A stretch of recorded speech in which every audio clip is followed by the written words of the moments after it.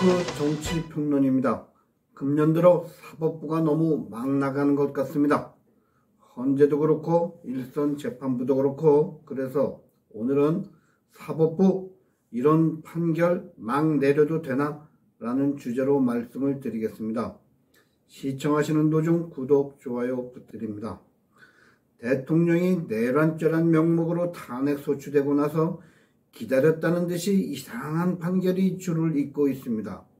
헌법재판소의 비정상적인 졸속 탄핵 심리 진행과 함께 사법부의 좌경화와 권력 눈치 보기가 심각한 상태임을 드러내고 있습니다. 김명수가 6년 동안 망가뜨린 사법부의 신뢰는 조희대 대법원장으로 사법부의 수장이 바뀌었음에도 좀처럼 회복될 기미가 보이지 않고 있습니다. 법관은 판결로 말한다는 말처럼 아이러니하게도 국민의 상식이나 사법부의 법률 체계와도 맞지 않는 판결이 버젓이 나오고 있습니다. 언제부터인가 사법부에서 부끄러움이 없어진 것 같습니다. 이념 편향적인 판사들이 국민보다 진영의 이익과 자신의 이익을 우선시하고 있다는 것을 극명하게 보여주고 있습니다. 지난 1월 8일 2021년 더불어민주당 전당대회 돈봉투 살포와 불법 정치자금 수수 의혹으로 기소된 송영길 전 더불어민주당 대표에게 징역 2년이 선고되고 그는 법정 구속되었습니다.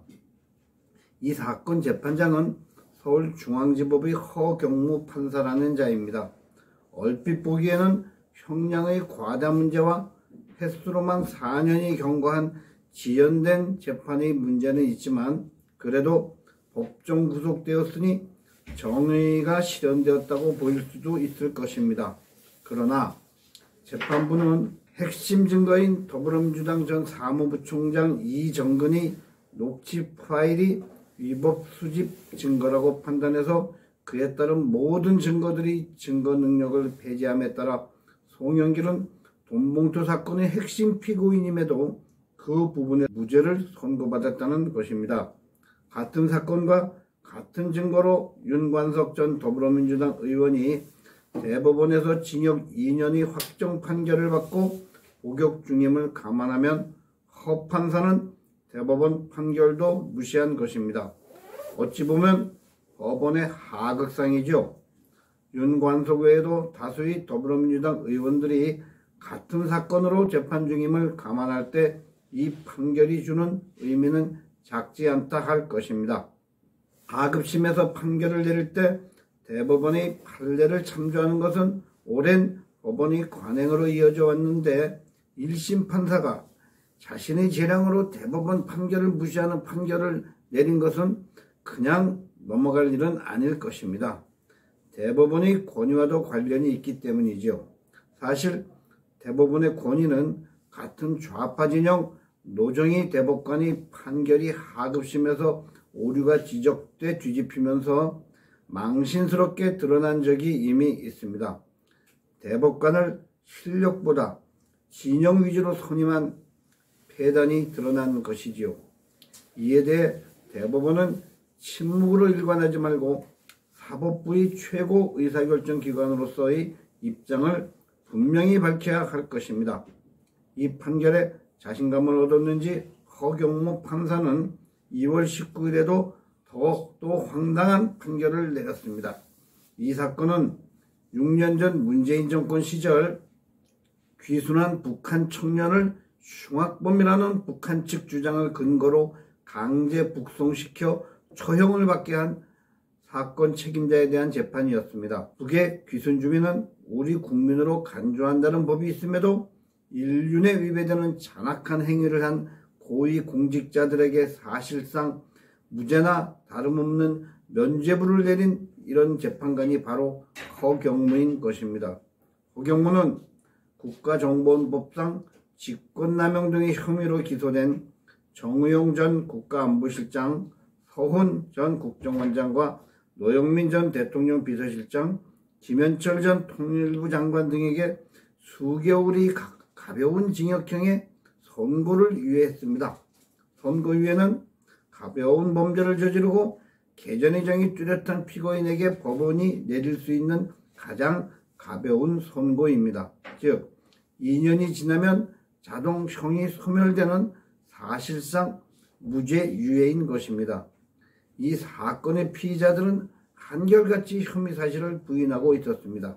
그런데도 무죄 취지의 이런 판결을 내렸다는 것은 이자의 이념 편향성을 그대로 드러난 것이라 할 수 있습니다. 이자의 사악한 점은 선고유예라는 최종 판결 앞에 징역형을 놓아 잘 모르는 국민들이 유죄로 오인할 수 있는 판결로 국민을 지능적으로 능멸했다는 것입니다. 좌파만이 할 수 있는 교활의 극치이지요. 허경무는 SNS상에 참여연대, 문재인 서포터, 김용진 뉴스타파 대표, 심상정, 낙곰수의 김용민 등 좌파 인사들을 팔로우하고 있음이 밝혀졌습니다. 우려스러운 것은 이자가 윤 대통령과 뉴스타파의 명예훼손 사건 담당 판사라는 점입니다. 이자는 자신이 팔로우하는 사람과 대통령이 분쟁 재판을 맡고 있으면서 정치적 중립이나 재판 공정성 문제로 스스로 재판을 기피해야 함에도 그러지 않고 있다는 것입니다. 헌재 재판관들이 불공정 사례와 판박이라고 할 수 있겠습니다. 이런 사례들이 계속 드러날수록 사법부의 권위는 더욱 땅에 떨어지고 국민과 괴리되는 결과를 초래할 수밖에 없음을 엄중히 경고합니다. 권력 공백계라고 여기는지 2월 4일에도 또 황당한 판결이 나왔습니다.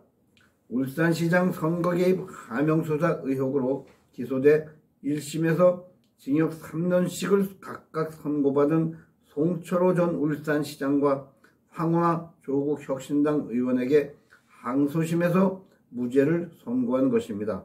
이 사건은 2017년 발생한 사건으로 문재인 정권 시절 검찰이 2020년 1월 이들과 공범 여러 명을 기소했으나 재판부에서 거의 만 4년이 다도록 질질 끌다가 2023년 11월 말에야 실형 선고가 나왔던 사건입니다. 황운하는 실형 선고를 받고도 법정 구속이 되지 않아 2024년 총선에 나가 조국 혁신당 비례대표로 금배지를 달았습니다. 그 당 대표 조국도 배지는 달았었죠. 이 사건 재판관 서울고법 설범식 부장판사는 공소사실이 유죄라는 의심이 든다는 것은 사실이라면서도 합리적 의심의 여지없이 증명되지 않아 무죄로 판결했다는 사실상 변명을 했습니다. 무슨 말인지 잘 모르겠네요.